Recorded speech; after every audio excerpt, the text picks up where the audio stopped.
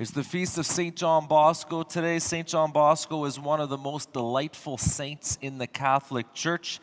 Perhaps the defining thing or activity that St. John Bosco did when he was young is at the age of 9, he saw the acrobats and jugglers who would go from town to town. They were kind of the entertainment of the time.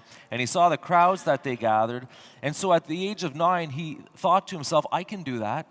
So he went home and he learned the tricks of the acrobats and the jugglers. And he began to do this in his neighborhood and invite the neighborhood children. But you see, he grew up with a strong Catholic faith, especially from his mom. His dad died when he was young. His mom was probably a saint, and she taught John Bosco his prayers and also the faith and all of that. And so he would gather the children in the neighborhood, and before doing his little show, his acrobatics and especially his walking the tightrope, he would say a prayer with them. He'd invite the children to pray with him, and then he'd do his acrobatics, and in the middle, he'd give a little teaching, share the faith, just like he learned from his mother. And then when he was done his little spectacle, he would end with prayer. You see, he was evangelizing the children in the neighborhood. And at that same time, he began to have his dreams. He was known for his prophetic dreams. And at the age of 9, he had a dream of a bunch of children, little rascals, kind of getting into trouble, using bad language and all that. And he went in and started hitting them and telling them to smarten up. And then a shepherd, a beautiful man dressed in white, said to him, that's not the way. You have to be gentle, you have to be kind. And it was revealed to him that he would do this. He would help disadvantaged young people. And when he asked when John Bosco asked who the person was in his dream, dressed in white, it was revealed it was the Lord Jesus. And the Lord Jesus told John Bosco that he would give our Blessed Mother to help him in his work with young people. And these dreams kind of repeated themselves, confirmed at different times in his life. So there was a calling on his life, a call from God to work with disadvantaged young people, but not just to work with disadvantaged young people, but also how to work with disadvantaged young people. I guess it wasn't uncommon for people working with youth to kind of be stern and strict and all that, and the Lord made it clear that's not the way.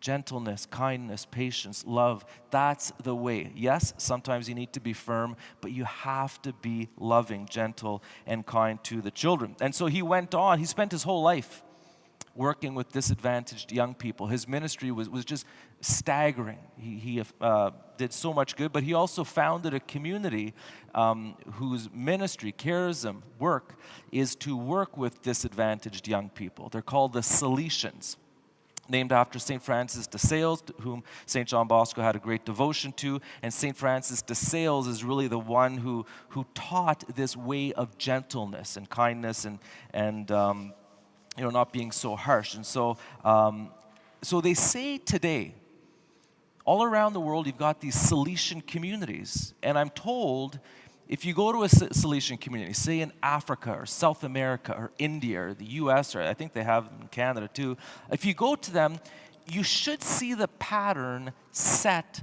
by St. John Bosco when he was 9 years old. The pattern he set at the age of 9 is meant to be the pattern that they keep. You do fun stuff, okay? These are kids.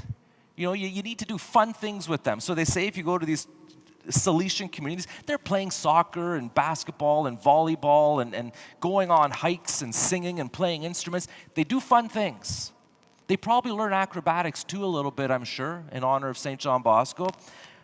But what they do when they're, whether they're playing soccer or volleyball, whatever it is, going for hikes, they always have that prayer component. Prayer is central, but also teaching the faith.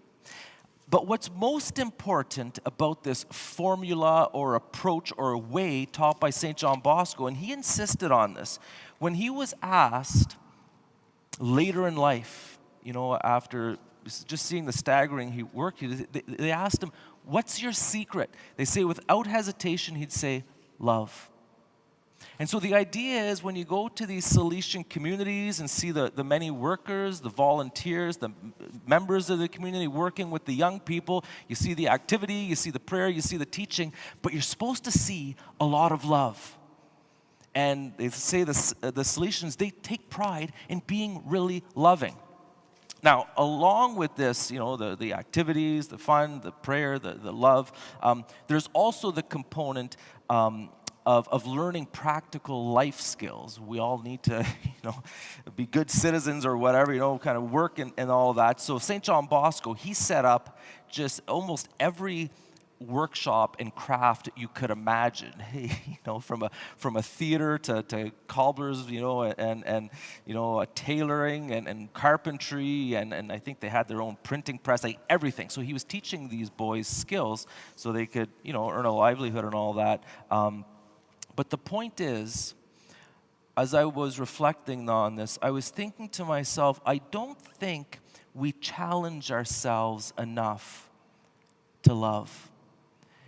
Obviously, we all know, of course, I'm supposed to love, but I was thinking to myself, even say the youth group here at St. Mary's, we get a lot of young people, we do the fun stuff, we have the prayer, the teaching, but I was thinking to myself, it'd be interesting for our leaders, we have about over 20 leaders who help lead the youth group, it'd be interesting if after every evening, we all did an examination of conscience and asked ourselves, how much did I love tonight at the youth group?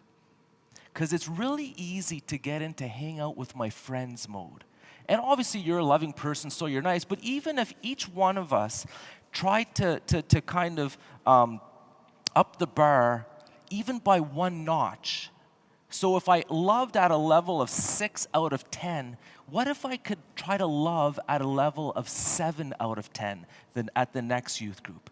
Like, what if I could increase how much I love when I go to youth group as a leader?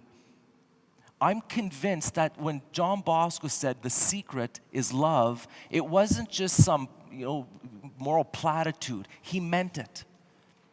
And again, you know how we always say, we need to measure how we're doing. Why don't we measure that? How much love did I put into the youth group or whatever activity it is we're involved in? I see a lot of CCO people. You work with young people too. You probably have some kind of a meeting today, I would guess. You might want to ask yourself that as a group today.